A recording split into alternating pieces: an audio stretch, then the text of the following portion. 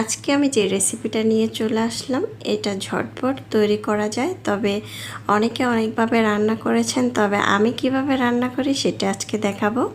Hello friends, আসসালামু আলাইকুম। আজকের রেসিপিতে স্বাগতম জানাচ্ছি।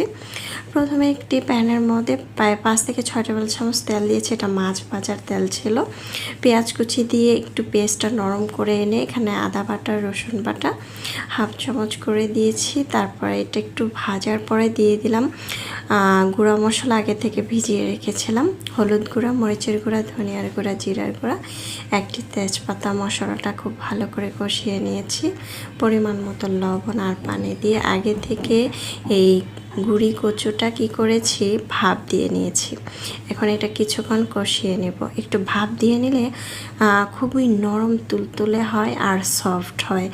আর এটা কিন্তু মশলাটা অনেক সময় নিয়ে কষাতে হবে। আর মশলা আমি হাফ চামচ করে দিয়েছি। পানি দিয়ে দিলাম, ফুটন্ত গরম পানি 2 কাপের মতো। এখন আগে থেকে ইলিশ মাছটা খুব ভালো করে ভেজে নিয়েছি।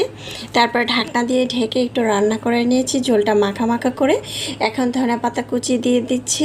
অবশ্যই মাছের তরকারির মধ্যে ধনেপাতা দিতে হয়, না দিলে ফ্লেভারটা খুব সুন্দর না আসে না। আর চাইলে ভাজা জিরার গুঁড়োটা অ্যাড করতে পারেন।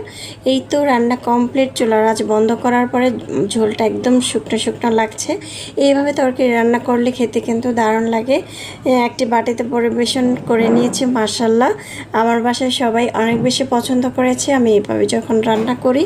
আর তেজপাতা দেওয়ার কারণে কিন্তু অনেকটা ফ্লেভারটা খুব সুন্দর এসেছে। চেষ্টা করবেন এই ধরনের তরকারির মধ্যে একটু তেজপাতা দেওয়ার জন্য। গরম ভাতের সাথে পরিবেশন করে নিয়েছি। মাশাআল্লাহ, দেখতে যেমন সুন্দর হয়েছে, খেতেও দারুণ মজা হয়েছে। চাইলে ট্রাই করতে